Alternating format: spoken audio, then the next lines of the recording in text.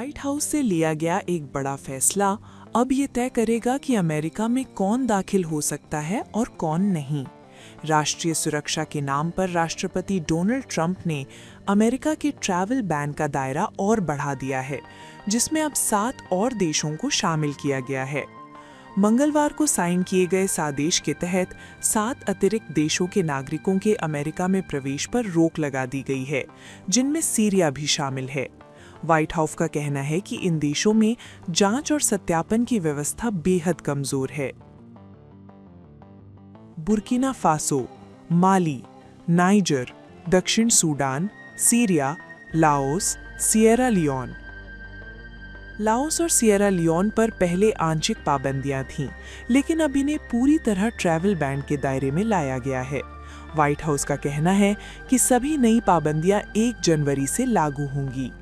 Syria को सूची में शामिल करना खास तौर पर चौंकाने वाला है, क्योंकि कुछ ही हफ्ते पहले ट्रंप ने सीरिया के भविष्य का समर्थन करने की बात कही थी।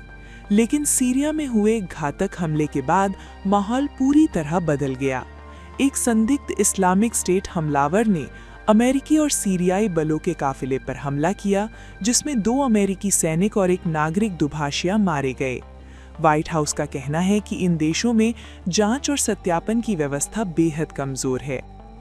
ये विस्तार जून में ट्रंप द्वारा जारी किए गए उस आदेश पर आधारित है, जिसमें 12 देशों के नागरिकों पर पूरी पाबंदी और 7 देशों पर आंशिक रोक लगाई गई थी। इसके अलावा 15 और देशों पर आंशिक प्रतिबंध लगाए गए हैं, जिनमें नाइजीरिया भी शामिल है। हालांकि नाइजीरिया ने धार्मिक हिंसा के आरोपों को खारिज किया है। जनवरी में सत्ता में लौटने के बाद से ट्रंप ने इमिग्रेशन पर सख्त रुख अपनाया है। अमेरिकी शहरों में संघीय एजेंट तैनात किए गए हैं और मेक्सिको सीमा पर शरण मांगने वालों पर कड़ी रोक लगाई गई है। ये ताज़ा कदम वॉशिंगटन डीसी में नेशनल गार्ड के 2 जवानों की मौत के बाद उठाया गया है।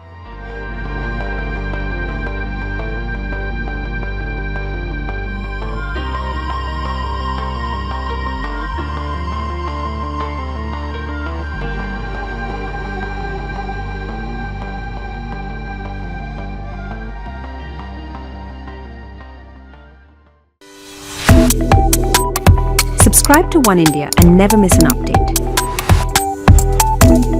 Download the One India app now.